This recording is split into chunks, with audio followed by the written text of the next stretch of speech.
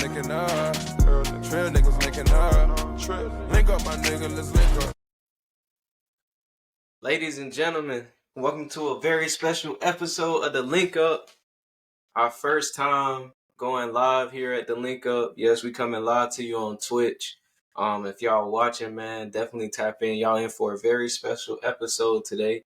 If you like wrestling, well, this is the place for you. We about to talk nothing but wrestler. We actually have a wrestler in training for those who might be new to the pod. You know, my co-host, Allin Xander. I'm your host, Ron the Don, and welcome to another week of wrestling, ladies and gentlemen. Got a lot on deck today.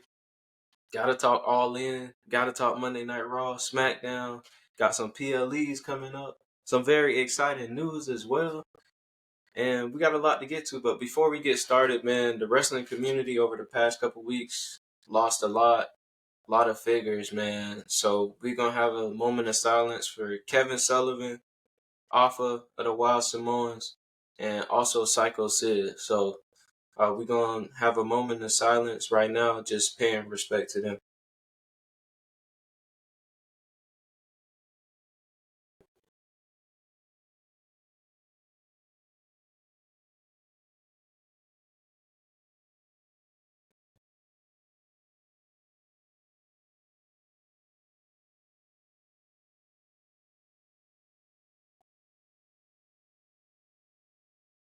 Definitely some huge losses. Prayers up to their whole families, man. Yeah, man. I know the Wild Samoans. They touched a lot of hearts, in their family, and Psycho Sid, man, he's had some memorable moments. Like, one thing I will say, man, that one promo that he cut, and then when he botched the promo, it's talking about I got half the brain that you do. Like, I'm just like, he was just like unintentionally like hilarious sometimes, bro. It just was like, man. So hey, kudos, you know what I mean? R.I.P. Psycho Sid.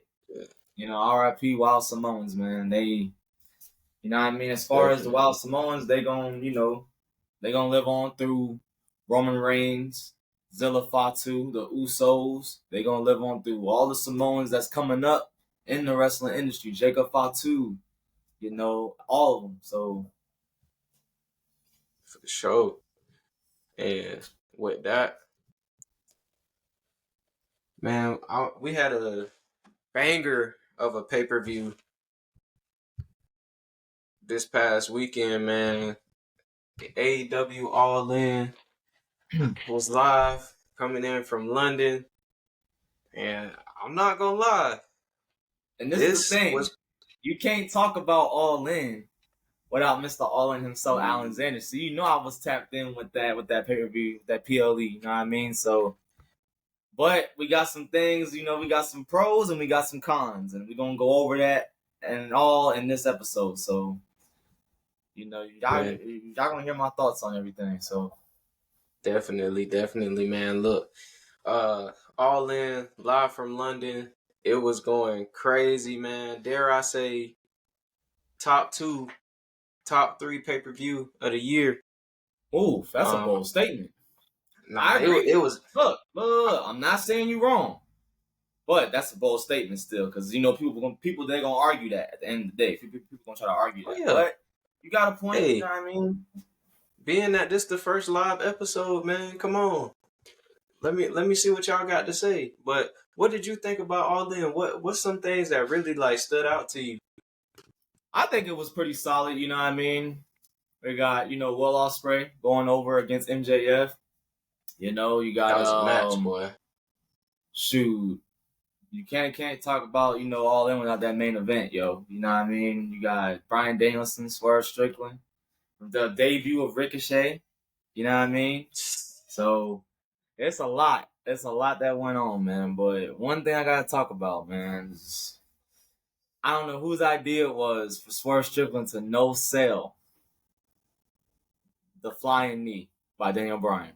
The same flying knee that took out Batista, Randy Orton, John Cena, Triple H. Hell, big names.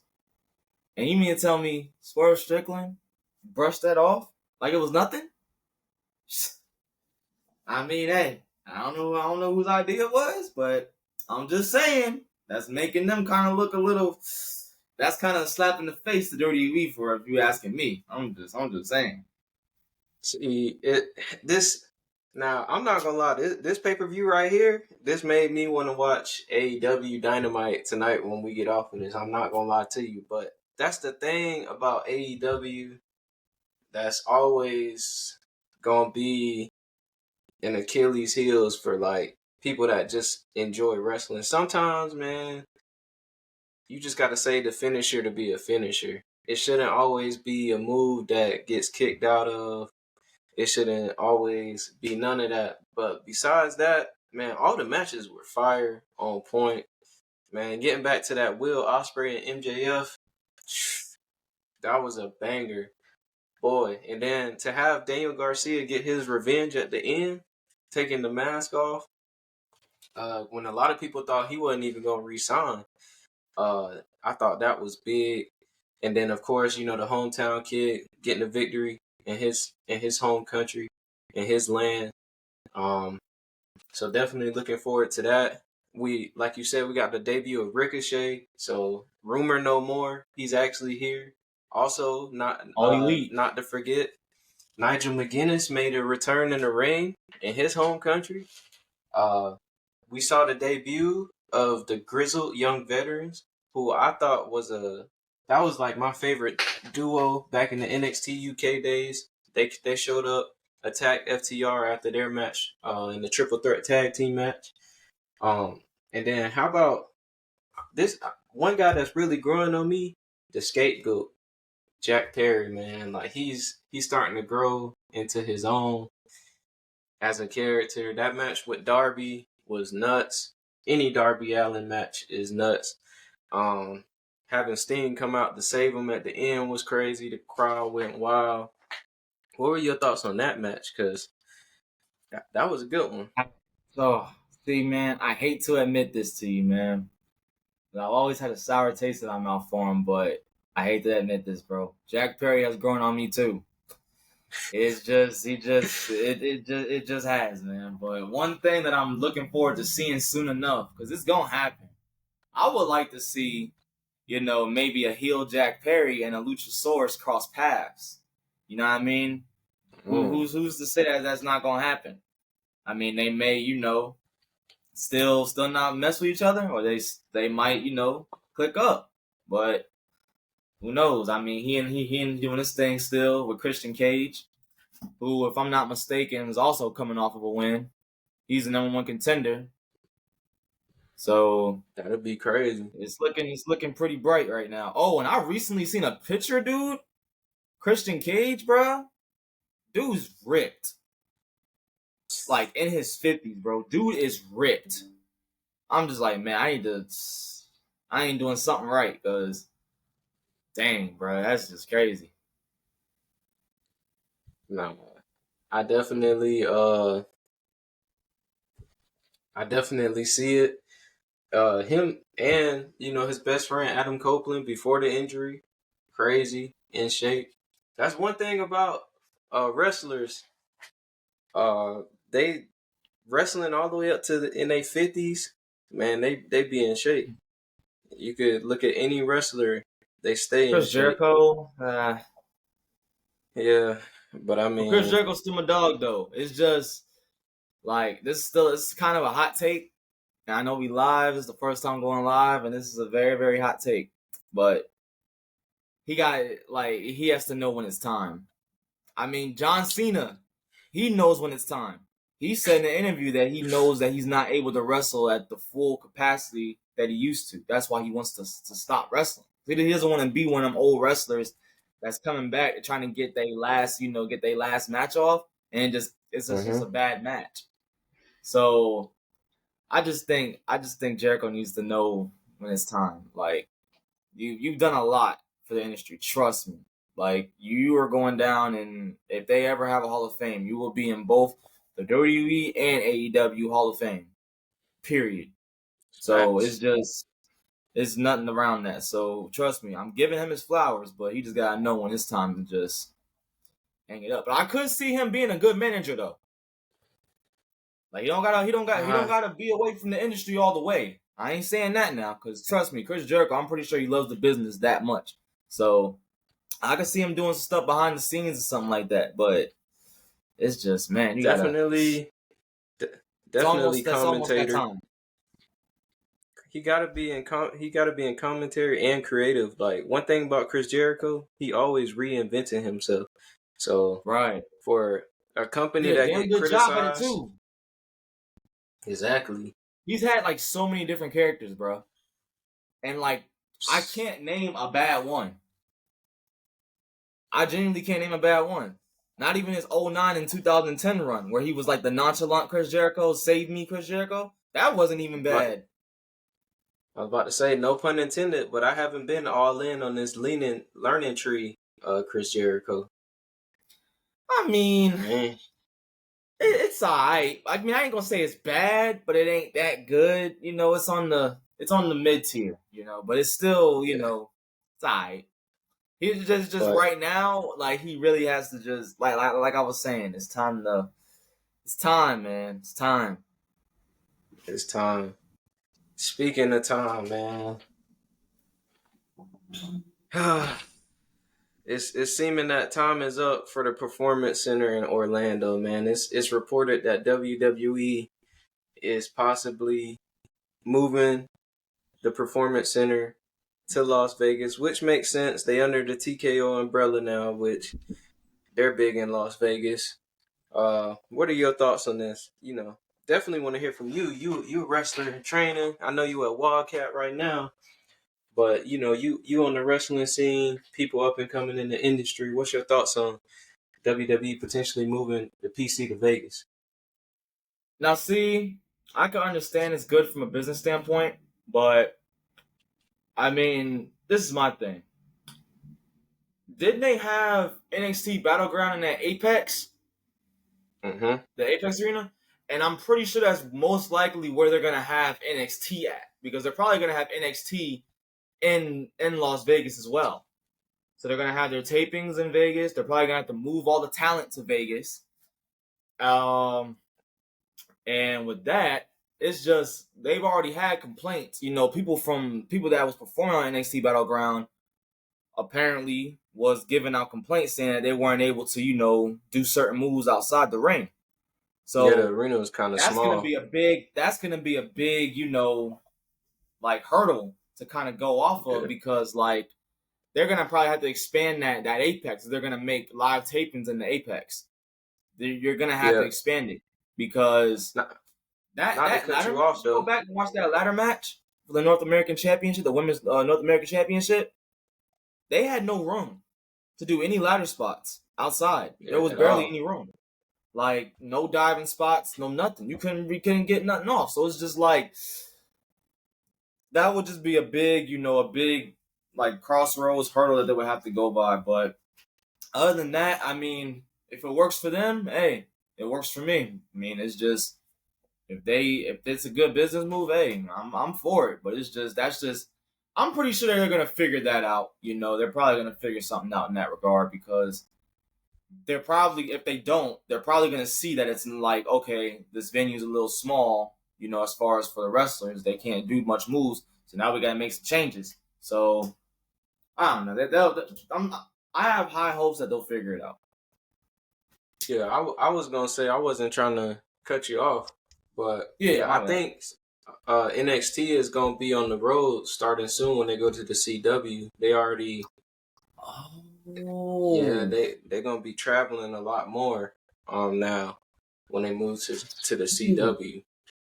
You know what? So I forgot about that. Yeah. Yeah, because they're doing one in St. Louis and Chicago. So you know what? Them moving to Vegas probably won't be a bad idea. If that's the case, then it really won't be a bad idea then, because I mean, if they're gonna have the same traveling schedule as SmackDown and Raw superstars, then essentially NXT talent can live wherever.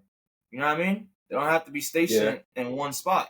Because all the NXT talent, if you want to catch them, they probably in Orlando and Tampa. You know what I mean? They all out there living. I was gonna say another thing that was being reported was they could potentially just make another performance center in Las Vegas and still keep the one in Orlando. So it's not out of the realm of possibility. So you think it'll be two PCs or just one PC?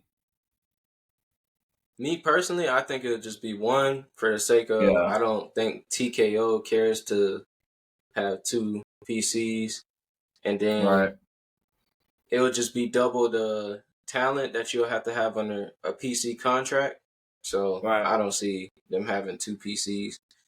Yeah.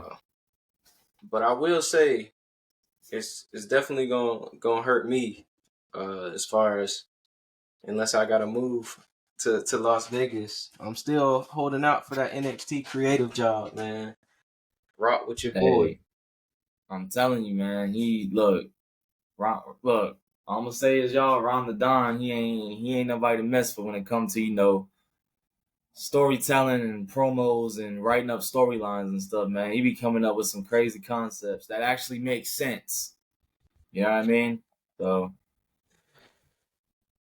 speaking of making sense, Swerve Strickland said when he was in WWE, he felt like the reason that he didn't have much success there or reach the levels that he's reaching now is because of politics. Now, when he says politics, what do you think he means? I think you and I both know what he meant when he said that. But I mean that could be a possibility because when did Swerve? So when Swerve wasn't on the main roster and SmackDown and all that, who was running the ship? Was it Vince running the ship? Vince was running it, right? Yeah. That explains it. I look, the viewers at home, they can read between the lines. I ain't really gotta say nothing. So they already, I already knew like what Swerve was talking about. So I didn't need no context or nothing. I seen that article. I'm like, yeah, I already knew what he meant. It's just, that's just one thing that a lot of, us like upcoming, wrestlers got to worry about. It's just, it kind of does leave a lot of us men of color that are wrestling with that that hesitation, like, oh, how are we gonna get treated in the industry? You know what I mean? Like, it's already bad enough people think of us as like, they look at us and like we're a joke. You know what I mean? So it's like it's already bad enough with that, but now with slapping the fact that we black and we coming up, so it's just like, now we gotta worry about that too. But I mean, he's doing good in AEW right now though, so for sure. And I honestly I don't want to go all the way left with it, but I saw a comment not that long ago saying that when it comes to guys like Carmelo Hayes, Trick Williams, it seems that all the men of color wrestlers, black wrestlers, fall into the same category as far as character. What is your outlook on that, being that you are in the wrestling industry or training to get further in the wrestling industry? What is your outlook on that? Do you feel like it's some merit to that, or how you feel about that? Like they kind of have the same character essence or like aesthetic for their characters and stuff? Kind of like, was that what you're saying? Yeah, like basically the comment was like, okay, like you got Mello walking around cocky black guy, with drip, aura. Then you got Trick Williams walking around cocky black guy, drip, aura. Javon Evans, cocky young black guy, drip, aura. That formula. I hate to say it though. This is probably gonna sound kind of fishy coming from me, but with them three names you just mentioned, it makes sense for them. Like it just makes sense for them, like because they just have that build about them and that like look about them and that feel about them, where it's just like, oh, okay, like I could see this being on them. But I do get what you mean though. Like they can use more, like men of color with different characters, different character models and stuff like that, like different like gimmicks and stuff. You know what I mean? So I do get like where you're coming from. Oh, I didn't say this. I actually disagree with the comment and as a whole because like for every Carmelo Hayes, you got R-Truth, you got the New Day, you got Sunny Kiss. You know, it's not just a whole land full of like swerves and people like that. You got the Acclaim, Right. like everybody kind of. I think it's one of those things that they can all relate in a sense where they give off the same vibe because it's not a lot of men, but all of them different in their aspect. Like the Street Profits, they different. Bobby Lashley is different. They're not all the same. Omos is different. So, but yeah, I want to get into some other shows this week, man. SmackDown. Did you have a chance to check that out? What was your thoughts on it? See, I didn't really get to watch a lot of wrestling this week, so man, I did see a little bit of highlights, you know, with the whole like Jacob Fatu thing, him having to give the belt to like Tongaloa and stuff like that, and so I seen See, that, but I really wasn't really doing much with like wrestling this week. I didn't really watch a lot of wrestling this week, so I can't even. yeah, I wanted to pick your brain about that. Like, because it seemed like Jacob was a little hesitant at first. He ultimately, Yeah. you know, gave up the belts. But I have a theory about this. But I wanted to see what you want. I wanted to see what you had to say about it before I get into that theory, though. Now, see, yeah, I mean, of course you're gonna be hesitant. I mean, that's a title that you won. You know what I mean? Like, but then again, they kind of, I guess they want to play off this like kayfabe injury thing, and I guess now he's gonna be his real enforcer. So, in essence, he's probably gonna go after the U.S. title, and you know, most likely, Solo gonna be the only one with a championship, calling himself the tribal chief. I think I see that's how that's gonna go. Oh, see, I thought like if you remember, everybody was saying Roman only put Solo in the title of enforcer because the enforcer was the only one who didn't have a championship. He put him in that role so that way Solo doesn't get out of line. So instead of letting him taste real gold, real success, it was a way to keep Solo in line. I think it's the same thing with Jacob Fatu. Solo can kind of sense that Jacob is the man right now. This whole time, every time Roman Reigns showed up, the bloodline getting beat down. What happens? Jacob Fatu shows up, Roman Reigns get put down. So it's like I feel like Solo is recognizing that, so he trying to strip away the little power that Jacob, the little run that Jacob on right now to kind of put him in his place, so to speak. That's just my theory about it. Yeah, see, I hate to say it, but you can't keep Jacob Fatu down long enough. I mean, I cannot wait for him to finally like unleash his like full character, like his full character work. Because man, oh man, that dude can talk, and boy, that dude can fight. Like that dude, For there sure. is just it's something about that dude, bro. Like when we was talking about it factors the other week, bro, he definitely has that it factor for sure. Nah, he's it. I also think in the group, I hate to say this because everybody been tarnishing his name, but the only one that ain't got it right now is the guy that they gave the belt to. Man, he had a decent tag match, no botches, but you know, he definitely it's not looking right. But also another thing I wanted to ask you about, they kind of tease Kevin Owens potentially backstabbing Cody Rhodes on the Waller effect. They showed Kevin Owens' history. It looked Kevin Owens accidentally hit Cody in the main event when they defeated Theory and Waller. Kevin Owens looked like he was about to nail Cody with the title, and Cody seems like he's having his reservations about Kevin Owens. What's your thoughts? Do you think Kevin Owens will turn? So I peeped that Kevin Owens said that the reason why he did all that is because they all had it coming to them. So a way that I could see that they spin this is that they give us like a quote unquote scenario where Cody Rhodes has it coming to him and he turns on Cody Rhodes. Because that's the only way it'll make sense. Because we all see it coming. We all see, you know, Kevin Owens turning on Cody Rhodes. It's just for sure. he has to have a reason.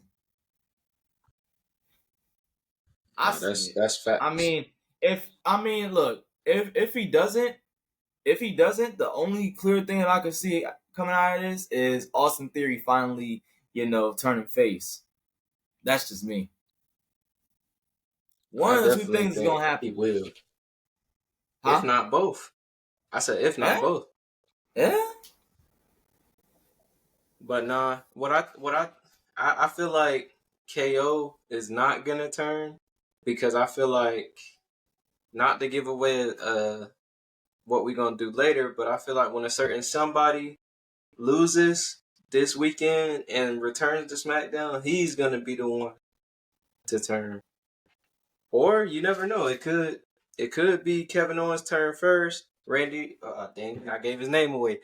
Randy pretends that he's on Cody's side, and it's a plot by both of them. Who gonna stab Cody in the back first? Oh, you never know. We gotta save these for our little, you know, segment we got later. For sure. But that was SmackDown. Also, shout out Chelsea Green. I don't know why, but the prospect of Chelsea Green and Tiffany Stratton getting into a rivalry, like, it's very entertaining. So shout out Chelsea Green for sure. Yeah. Now we got to move on to Monday Night Raw. Monday Night Raw went crazy. I'm a little pissed. I'm not gonna lie. I had a great time at Monday Night Raw, which is funny because I had somebody on TikTok trying to say I actually didn't go to Monday Night Raw, but I didn't feed into, you know, they BS. But this Monday Night Raw went crazy. As compared to last week, was almost like a transition Monday Night Raw. This was the go home Monday Night Raw for Bash at Berlin, and we saw a lot. What stood out to you in this show? I'd say honestly the fact that Randy Orton, the fact that he really wants to win this Royal Heavyweight Championship, because that was he was the first one to win it as far as like the youngest world champ.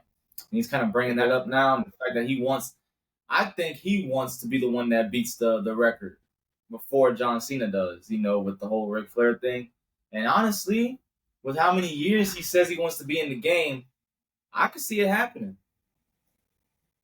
But I don't think. But see, that's probably going to spoil a little bit what we got as far as like the predictions wise. But it's just not going. It's not going to be today. I'll just say that it's not going to be today. I'm not gonna lie. You just sparked the idea in my mind, bruh. Like, say on this, not to go too astray off of Raw, but say in the future on this John Cena farewell tour, and in the chase to get the record, say we get a program between Cena, Orton, and Cody, because both want to take the title off of them to get that record. Now, Orton is behind Cena right now, but if he can stop Cena from getting that record so he can get that record, that'll be hard. Also, I don't know how we're going to get there. I don't know what's going to happen, but before John Cena retires, bro, I need a John Cena versus Randy Orton match at WrestleMania. I need it. One-on-one. No triple threat. No nothing. I need John Cena versus Randy Orton at WrestleMania. One-on-one. One more time. Got to.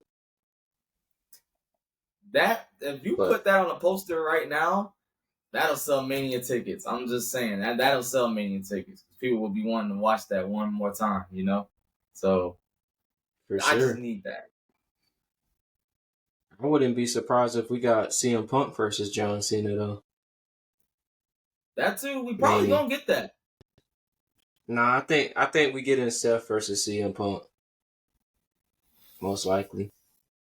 So many matches that he has to do in 1 year's time. Oh my god. I know. The one match, I'm kind of mad he didn't sign with him, because one match I would have loved to see, bro. MJF versus John Cena, dog. That would have been dope. that match, but the promo battles between them two, bro. Dog, movie, cinema. Hey, it's not out of the realm of possibility. We heard Tony Khan say it's unlikely, but it's not impossible. So if anybody can make it happen, John Cena can make it happen. Yeah, John Cena and Triple H right now is like, look, I want to wrestle MJF. Find a way to do it. They'll find a way to do it. And I don't know how they're gonna do it, but they'll find a way. I hope so, because I know damn well John Cena ain't going to no AEW. I know that off rip. What they gonna call him by his full name? Jonathan Felix Anthony Cena. Oh dang! But the one thing that stood out to me on Monday Night Raw had to be the battle between Bronson Reed and Braun Strowman. Oh yeah, parking lot brawl. Crazy. And first of all, I got so scared when Braun Strowman tackled him and Bronson slid across that roof because it was almost like he landed right on the back of his head on the concrete. See, it was going crazy. Me personally, bro. Like, this is going off of a comment that I seen, on Twitter about this whole Bronson Reed thing. So I think, because I kind of agree with the comment, so I think they building them up this much to get put down, maybe for a beast to come in and take them down. You think so? I mean, look, a guy could dream, man. That's all I'm saying. I don't see that. It could be because one thing that's floating out there at WrestleMania this past year, we were supposed to get Gunther and the Beast, Brock Lesnar. Now, if he come in, slay WWE's modern day Beast, that was something for Bronson Reed, because everybody that gets a push, they got to answer to Brock Lesnar, unfortunately. Yeah. But no. See, I'm not saying that Brock will be going over in that case, because that would kind of suck. Like, you would have to have Bronson Reed go over on Brock Lesnar. That would just make the most sense because he's the new kid on the block. He's the shiny new toy. He's the one that's coming up right now, making a name for himself. Yeah. Brock Lesnar, he's already established. This win ain't gonna tarnish his old legacy he got going on. This little loss that he takes if it was to happen. So yeah, if they was to that match, bro, I would not see Brock winning that at all. I'd be surprised though. I honestly feel like they building Bronson Reed up this crazy so that way it makes him a credible opponent for Seth. Because if they would have just started this program off like how they did, nobody was really believing like Bronson Reed would go over. It's just a way to start the program. But now that he's doing it to all these people, he's definitely gonna, Seth is gonna come back, get his revenge, beat him. That's how I see it going. But one thing I want to say about the Brock Lesnar thing, I truly believe before that whole scandal situation happened, instead of The Undertaker showing up, it was supposed to be Brock Lesnar coming at WrestleMania. Even though they said Stone Cold. Yeah, I feel like Brock Lesnar was supposed to be in there some way, somehow.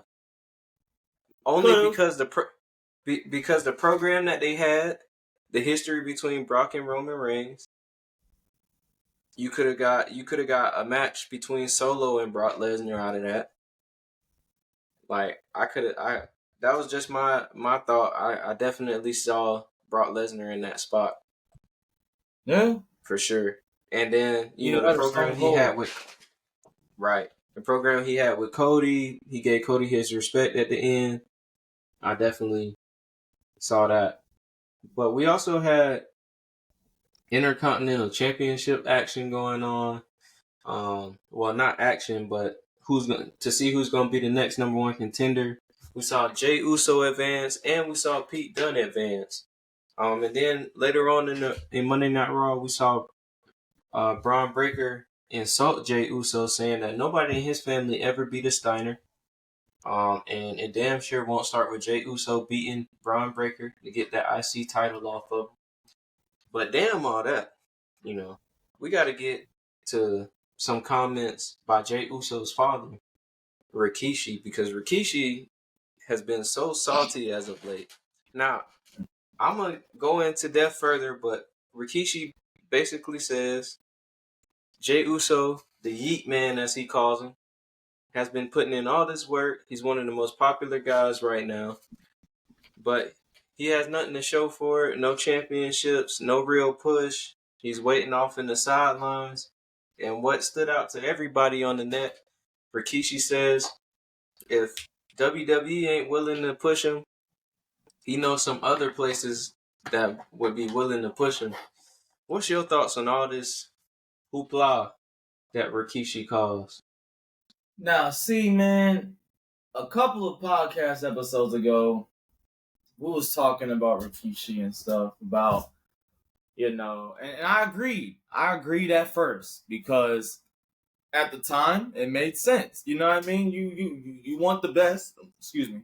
You want the best for your, for your son. You know what I mean? At the end of the day, you see, put in the work. Ain't nothing happening. But at this point, it's just like, man, we already know they're not gonna pull the trigger because we already know what they're waiting on. Like they're trying to set up something with the bloodline and Jey Uso again. So, So look, honestly, these comments, man, you just gotta chill. Like, you really gotta just chill, because honestly, it's not looking too good with that. Like, you gotta just some things, man. You gotta just be like, yo, just chill out. Nah, Rikishi, as a father, I respect where you coming from, bro. You just want the best for your son. Any father would do that. But at the same time, to say that he's not being pushed, that's absolutely, not true. Because I hate to say it, but his push is making it to where he can go to, countries that he wasn't that he really not supposed to be in. You know what I mean? From what I'm hearing. So that seems like a push to me. Excuse me. Also, like you said, Jey Uso will be getting back into the bloodline storyline, which I don't think they told Rikishi this, because obviously he wouldn't be saying all of this. Jey Uso, I'm pretty sure, it would be great for him to go have a super kick fest with the Young Bucks, and I'm not dissing in AEW, but it's not going to happen. It's not going to happen. I'm pretty sure Jey Uso is happy in his spot right now. Where was the same energy for Jimmy Uso? This man got off by the Timu bloodline, and he just chilling at home. And I'm pretty sure in a couple of months, after the Judgment Day get finished with the Terror Twins, they're going to be dropping them tag team titles to Jey Uso and Sami Zayn. Now, it sucks for Jimmy, because now his brother going to have 2 title reigns without him. But that's what's going to happen, Rikishi. With all due respect, bro, I respect your family. I'm just saying, it's with Triple H in this new era, it's a wait and see. They plant seeds. You just gotta give it time. You gotta let it grow. Speaking of planting seeds, that was happening a lot throughout Monday Night Raw. I don't know if you noticed, Xander, but Karrion Kross was talking to The Miz backstage as Drew McIntyre was shown walking backstage. And also, the New Day still has some issues going on. Kofi asked Xavier why he changed his outfit. Xavier Woods was kind of being sarcastic a little bit, saying everything was all good and gravy. We had Bronson Reed warning The Miz that he gonna be next after he finished with Braun Strowman. We had The Miz say that every time he's trying to do good, everything goes wrong. So this could be alluding to something with The Miz. So we got a lot of seed planting on Raw. Which one of those situations that I said stood out to you? Now, see them backstage segments. with like Drew and Karrion and Miz. One thing about this Triple H era, they not gonna show stuff just for no damn reason. Like we said, they planting a seed with something there. I don't know what they cooking up with them three, but they doing something. But Xavier Woods, it's a matter of when, not a matter of if. If you know, you know. And yeah, man, it's just and you notice with Xavier Woods, he was kind of sneaking in them sarcastic ass comments to Kofi Kingston when they was talking, right? You kind of peeped that. Yeah, might be getting Xavier Woods from turn to the other side. That's gonna be very interesting to see, though. I'm kind of excited to see it. I'm excited because he's been like, to be honest, he's been babyface for most of his career. Mm-hmm. So seeing him even as a Consequences heel Creed. Huh? I said even Consequences Creed was face. Yeah. But no, I definitely I'm looking forward. At first I was like, nah, the New Day, but hearing that heartbreaking news about Big E potentially never coming back, it just makes sense. Now see, they kind of. This is one thing I know about the WWE, about wrestling in general. When they say someone's never coming back, you always got to have in your back pocket that there's a chance they can come back. Look at Edge. Look at Bryan Danielson. Nobody knew Edge was coming back. Nobody would even think Edge would be coming back to the ring. So wrestle full-time? Like, yeah, I mean, a part-time. Like, see, when he came back, everybody there's going to be a part-timer. Nope. He came back on a full-time schedule. Wrestling every week on SmackDown, every week on Raw. So, you never know. You just never know. So, Big E, I'm not saying it's going to happen, but I hope and pray, because I know wrestling is your love. You love the sport. So, it's going to find a way to come back to you. And I just know it's going to find a way to come back. Hell, another person I left out on the list, Soraya, Paige, whatever you want to call her. She was supposed to retire. What? What's funny? All I'm gonna say is we got from Xavier Woods to Paige, and I'm gonna let you do the rest. Hey, if you know, you know. Just look, we keeping it PG. You know what's good. Yeah, but last thing I want to touch on the Monday Night Raw, or two more things actually on the Monday Night Raw front. Did you get to see how like WWE is advancing? CM Punk was on Instagram Live under the ring while Drew McIntyre was cutting his blasphemous promo. CM Punk was hiding under the ring on Instagram Live, and then attacked Drew McIntyre from behind, which was pretty dope. Crazy. I kind of like how they're doing that now. Like they're kind of implementing social media into like the live product. Hell, look at Grayson Waller and Austin Theory when they was on SmackDown. Yeah, they did it. They literally showed the whole set before SmackDown went on the air. I think they was the first to really start that for real. It was Grayson and Austin Theory. I think they really started doing that. Yeah, I think they was the first one to start doing that, and I think that's what they're gonna start doing from now on. Which I think it's good. You know what I mean? Because it kind of gives the people that aren't currently watching it right now, it keeps them updated in real time. Yeah, they started that. Logan Paul's been a pioneer for that. When he does the splash off the top rope to the announce table. So I definitely thought that was dope. And then another place I wanted to get to for Monday Night Raw was the main event. Uncle Howdy and Chad Gable. Uncle Howdy, I saw him in person. Uncle Howdy looks jacked, bro. You was talking about Christian Cage? Like, Uncle Howdy been in that gym. So I seen that up close for myself. Pause on that. No diddy. But he defeated Chad Gable. What did you think about Uncle Howdy's in-ring debut? Good. It was great. I liked it. There's one small thing that I probably would change, and it's something so minor, but that's really all it is. It's just that wig. I think she should just rock his real hair. If not, just dye it that color. Yeah. Because I don't know if you noticed, but the wig was kind of in his way a little bit during the match. It was like a little bit in his way. So I guess he's kind of pulling off a Kane move with that, because Kane used to do that, add the hair attached to the mask and then put the mask on. So I think he's pulling a Kane move with that. But if you're not going to change, if you're not going to take the hair off the mask, at least cut the hair that's on the mask. Cut it a little bit. Just so it's not in your way. I feel you. Other than that, I thought the match was fine. I thought it was a pretty damn good main event. They get in the main event. A lot of homage to Bray Wyatt, too, in that match. A lot of homage. Definitely. If you know, and Luke Harper.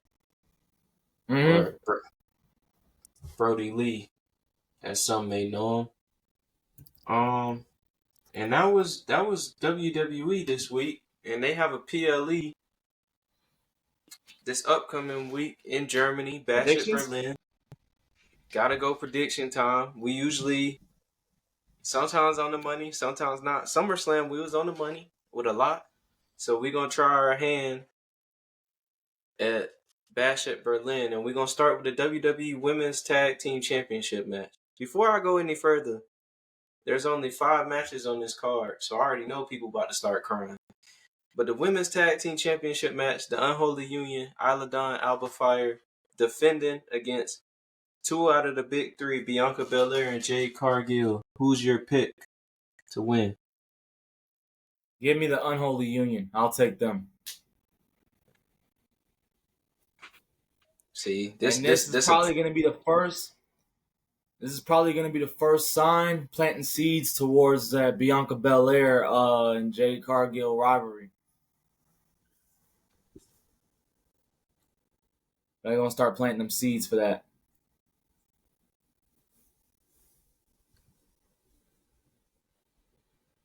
My bad. I was having some technical difficulties. You good? You can. All right. So this one tough because the only thing that I keep thinking about is who takes the pin. Odds are that it's Bianca. But it's like, this is the only way I see it. I'm going to have to agree with you. I'm going to have to go to Unholy Union. Again, they're going to be in Europe. I don't see... I agree. I think this is going to start to form the cracks in that relationship. It's tough, but I do agree with you. Next, we got the strap match between CM Punk and Drew McIntyre. CM Punk. I agree. He is not. I repeat, he is not losing 2 in a row. I will be surprised if he loses 2 in a row. He's not. Like, that right there would just that was shocking. Like, I'd be like, but he's not. I don't think he's losing 2 in a row. They're gonna make this into a series, so he ain't losing 2 in a row. This is all leading up to Bad Blood in Atlanta, Georgia, Hell in a Cell, Drew McIntyre, CM Punk. This is what it's all leading up to. I'm telling you, mark it down right now. Not to go off topic, let's see. If you're gonna have a Bad Blood pay-per-view, they're gonna have to find some kind of way. I don't know how they're gonna do it. First Blood. Find a way to make a First Blood match. You have to find a way. You. It's just it's not bad, or at least in your main event, you gotta have color. You have to have color. You gotta have blood. Like so somebody gotta bleed, because it just makes sense. I got an idea though. If you gonna do that, it gotta be between Roman and Solo or Roman and Jacob, because they the bloodline. And blood gotta be shed. It gotta be between them. But Hell in a Cell for Drew and CM Punk. And y'all gotta chill out on my dog CM Punk. I done saw a lot of comments online saying that CM Punk might not even make it out of this match because he always getting injured. So let's not hope for that. The next match. We don't pray for downfalls and injuries around you. That's serious, bro. Yeah. That's the IWC for you. Next matchup, we got the mixed tag match: Liv Morgan and Dominic Mysterio versus the Terror Twins, Rhea Ripley and Damian Priest. That's tough. Whoever you get, who you got? Who you got winning this? I'll ask you first. I got the Terror Twins, and I think Rhea Ripley is gonna pin Dominic Mysterio.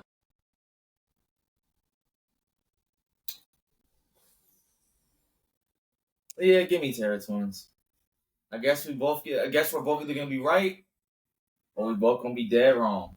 I'm using your logic though, because I don't, like you said with CM Punk, I don't see Rhea Ripley and Damian Priest losing 2 in a row. I don't see it. Yeah. But that's who I got. Now we got the WWE Championship match: Cody Rhodes versus Kevin Owens. We can say this on 3 if you want. 3, 2, 1. Cody Rhodes. Cody Rhodes. No, I'm not even gonna explain why. It's just Cody Rhodes. I'm not gonna even explain.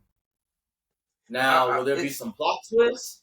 I don't know, but Cody's coming out as the champ. But there may be a couple plot twists every there, like, you know, now and again. But I don't see him losing the title at Bash in Berlin.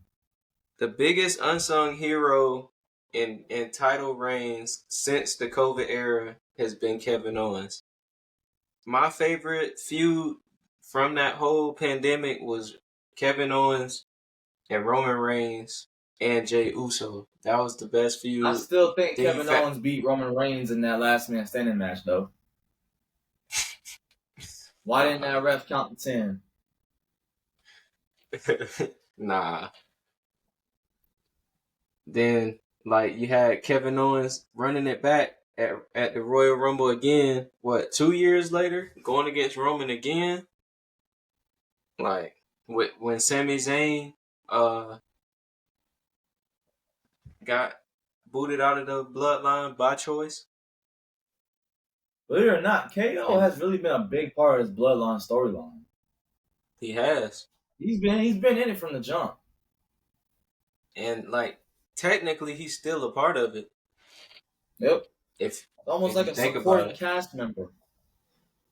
Yeah. You know what I mean? Like in a show, like that, the protagonist in the show. Definitely. And then we have our main event, which I think is going to be the main event because we're in Germany. Gunther defending his World Heavyweight Championship versus Randy Orton. Now, before you give your answer, I do want to say, because we didn't do the pod last week, and if, just to give a disclaimer, it's a spoiler alert. I don't know if you remember on last week Raw when Gunther said when Randy Orton RKO'd him a couple weeks ago, that was going to be the last time he ever did that. That was a lie. I didn't get to catch it on video because it happened so fast, but when Raw went off the air last week, Randy Orton RKO'd Gunther in the middle of that ring, took the World Heavyweight Championship and held it in the air. So, for everybody that's wondering, so it can happen. But with all that being said, who is your pick for the championship match? Gunther, man. Just because he just won that World Heavyweight Championship, and Randy Orton, he has to beat Randy Orton to prove that, he's here to stay. That's like, one of the best wrestlers right now on the roster, as of right now. So you beat him, you make yourself a legitimate champ. So I got Gunther. I'm going to agree with you. RKO or not, Gunther is walking out of Germany with that World Heavyweight Championship still around his waist. Now, I know we live, but everybody going to get to see the real stuff. Did you want to do predictions for NXT No Mercy, or because we already approaching an hour? You know what? We can do a speed run. All right, say less. Yeah, let's do a speed run. No Mercy NXT speed run. We just gonna say names, no explanations. We just gonna say names. Wesley versus Zachary Wentz. Wesley. All right. NXT Tag Team Championship match. Chase U defending against Nathan Frazier and Axiom. Chase U.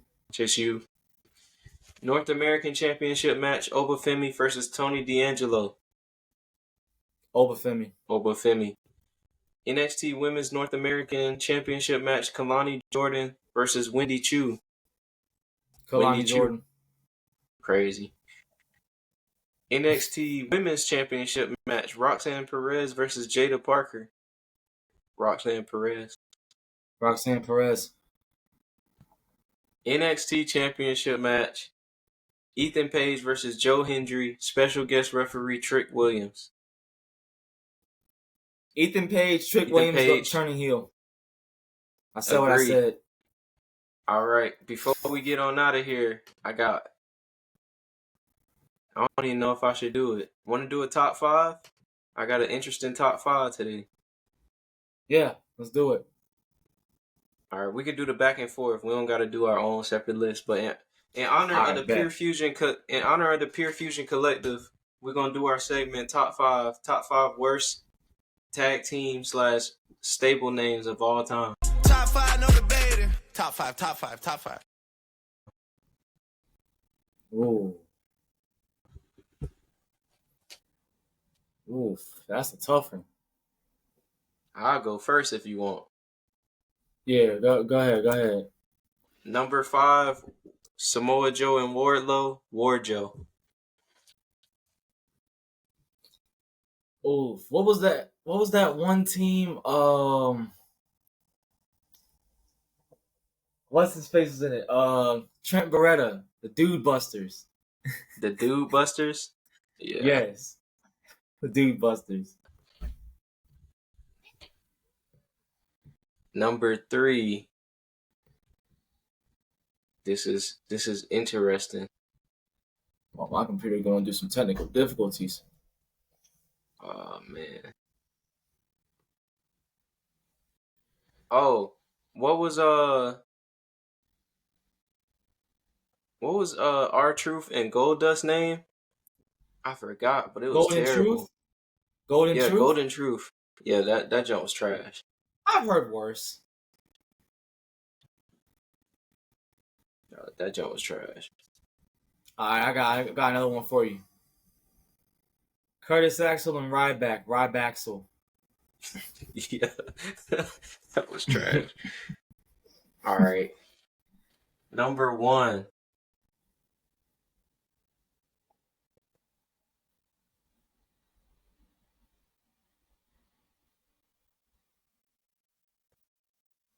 It's like I'm thinking of all the good name teams.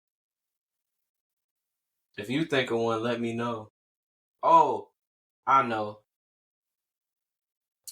What was they called? I think they was called the League of Nations with Sheamus, Wade Barrett, Rusev. Yeah. Yeah, that jump That's was trash. the number 1? It probably don't deserve to be number 1. It's way worse tag team names than AEW. I just can't think of them. I was gonna say that one group with Al Snow and Steve Blackman, Head Cheese. Yeah, that definitely. That's terrible. Yeah, that's terrible. That would not get over in this time. I knew a lot more good. I knew a lot. Oh, that's what I thought of. Night Team PCB. Team PCB. Who was in that? Paige, Charlotte, and Becky. Oh yeah. Oh, that's Vince for you. Shout out to the Submission Sorority. Don't look that up on Google. But anything you want to say to the people before we get on out of here? I want to say, everybody, I appreciate y'all for tuning in, to our first live link up, so shout out to everybody watching. And we're going to be back next week. But in the meantime, we gonna sit back and watch this AEW Fallout for All-In. Because need to see what's cooking on that.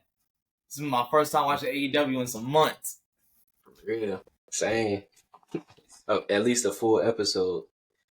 But man, I appreciate y'all. For those who did tune in live, whether you tuned in for 10 seconds the whole time, I appreciate you. There is one person watching, so appreciate you.